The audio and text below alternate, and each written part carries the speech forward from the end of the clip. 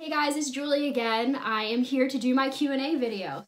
Alright, so for the people that did ask some questions, I'm going to do that at the very end. So I did also ask my family and friends if they had any questions. A lot of them aren't familiar with the Appalachian Trail and really had a lot of questions. So I'm going to be doing their questions first, and then I'll be doing your guys' questions at the very end. So our first question is from my friend Pat. She wants to know, where will you be getting your food from along the trail? The trail goes through trail towns every 3 to 7 days, and that's where I'll be doing my resupply. And then I'll just kind of gauge when the next trail town is and then how much more food to bring with me until that trail town. But 3 to 7 days is about the average. Is the entire trail in mountains, woods, etc., or is some of it in towns along highways? So like I said, 3 to 7 days for the trail towns, but some of it is along highways. I know a good portion of Shenandoah is parallel to Skyline Drive for a few miles. And then also New Jersey, where I'm from, I know goes through a lot of roads. You're never too far away from civilization until you get to the 100-mile wilderness. You have to carry more food or walk bigger miles. Question 2, how will you charge your cell phone? So I did mention in my last video that I'm going to be bringing 2 Anchor chargers with me. I'm bringing 2 because I'm vlogging, but if you're not, then you can just bring 1.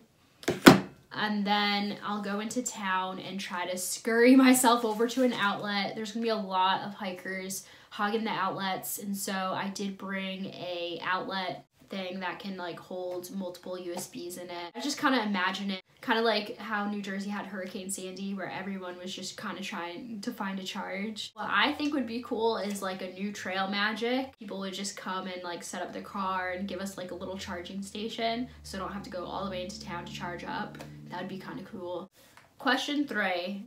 Did you register, and how long of a process was that up to your hiking date? I did register over the summer. It is not mandatory to register your hike.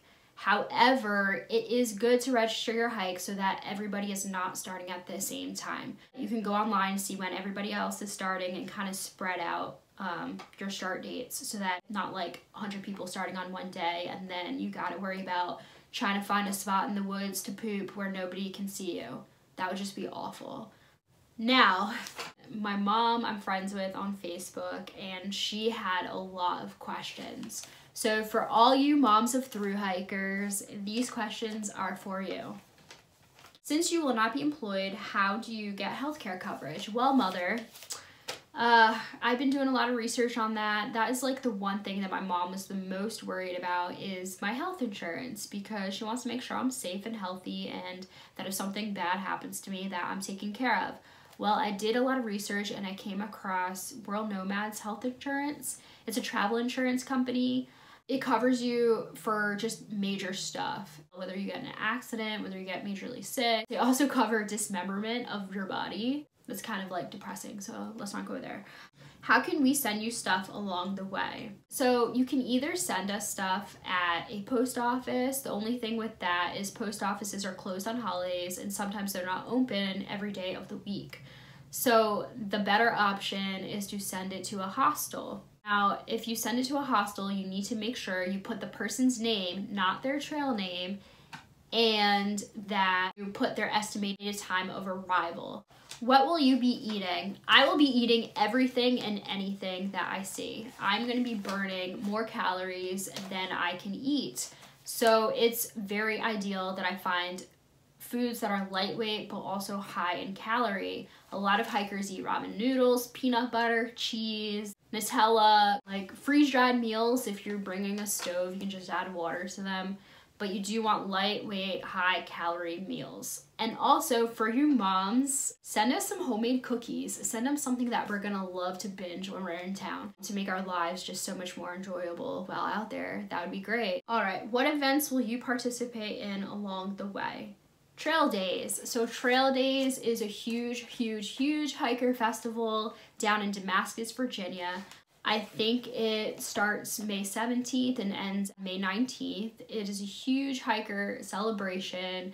It's gonna have all current thru hikers of the Appalachian Trail plus alumni hikers that hiked in previous years. There's gonna be a huge parade where you can squirt us with water because we're gonna be smelly.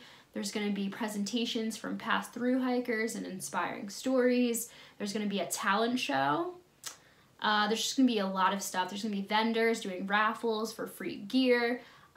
So if you mothers want to come and support us, make it out to trail days, then, you know, that'd be great to celebrate with everybody.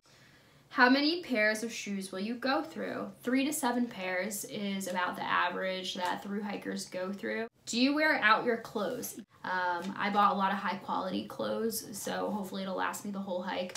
But people that are just, you know, buying not as good quality clothes will probably have to change it out more often. How do you take care of sanitary needs? That's a pretty vague question. You can go anywhere with that, but I'll keep it basic. Sanitary, deodorant, no, not bringing it. There's no point. I'm gonna smell either way. Toothbrush, I'm gonna try to brush my teeth twice a day. Hairbrush, I'm bringing.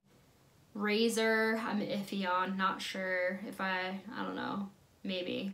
Showering every 3 to 7 days I'll be showering. I'm gonna stink, whatever, that's trail life. Did you meet up with fellow hikers and form a group? The hiking community is pretty close-knit, so people meet each other all the time and plan to hike up with each other. I think average, when I was looking at the website, it was about like 20 people starting a day. So there's gonna be multiple people at campsites. And you just kind of hike with people that you kind of vibe with, that hike your pace, and you kind of form what's called a family. So there's going to be a lot of people to hike with. And then what's kind of cool is the trail kind of works in mysterious ways from what I've heard. People you started hiking with and they had to like take 0 days for whatever reason or went home to visit their family, and then you form a new family, but then those people don't work out, and then once you get to Katahdin, you're like, oh shit, this person I hiked with in Georgia and haven't seen them for all this time, but now they're popping up. So you have all of that to look forward to, just like people popping in, popping out, and you just kind of embrace all the people that you're hiking with, and you just kind of form a really good hiking community. I know a lot of my friends and family are concerned about my safety, but you really don't have to be, because you form such a big community that you're all looking out for each other. So if there's a creeper or if you're in town and hitchhiking, you kind of just all do it together and make sure each other are safe. My mother also wants to know, what ice cream will you choose at the half point? That's pretty awesome and amazing that my mom knows about the half-gallon challenge. I did not tell her that. She's been doing her own research ever since I told her I was doing the Appalachian Trail, and that's awesome that she knows. At the halfway point, there's a thing called the half-gallon challenge, where thru hikers go into whatever store there is, and thru hikers go in and have to eat a half-gallon of ice cream and see how long they can do it, and that's just the tradition. So what ice cream will I pick? Probably vanilla, so I don't freaking barf, but if I had to choose my favorite, probably mint chocolate chip, or probably cookies and cream, or coffee. I love coffee. I love coffee flavored ice cream, but I doubt they'll have that because it's pretty kind of luxurious for an ice cream flavor. Yeah, hopefully they have something good that I won't throw up. How many questions do I get to ask? Moms, you can ask us whatever you want. You birthed us, you can ask us pretty much anything. But that's all the questions I'm gonna answer from my mother, because otherwise this video is gonna be an hour long. So my next question is from Kathy. She wants to know, how do I get my courage to thru hike the Appalachian Trail? I come from a family of really strong women. My mother raised us, a single mother of 4 kids, and I'm half Peruvian. My grandmother, she grew up in the Amazon jungle in a very remote part where you would have to take a boat for literally a week or so to find where she was. She was found there by missionaries and brought to Iquitos, which is the city of the Amazon jungle, and that's when she got shoes for the first time, when she was about 9. And then she eventually made it to Lima, where she went to boarding school, and then she came to the States. So the way I see it is, if my grandmother survived with all of the crazy wildcats in the jungle, then I think I'll be okay with just a few bears and rattlesnakes on the Appalachian Trail for just 6 months. That's pretty much where I get my courage, is I know people in my family have had worse than me, and so that's kind of just where I get my courage to do things that I might be a little frightened or scared of.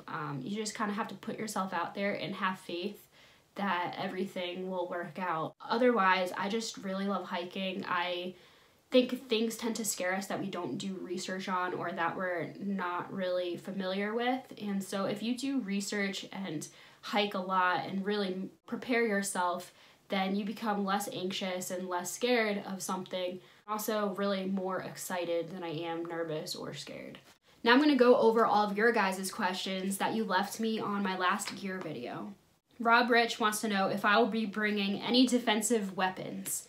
I have a Gerber knife, but I'm not planning on using that for defense. I might have it in my fanny pack when I go hitchhiking, but I don't plan on using it at all. Like I said, you kind of usually hike with a trampoline, and so you kind of just are safe that way. As for bears, you kind of just hold up your trekking poles and yell at them, and then they're supposed to go away.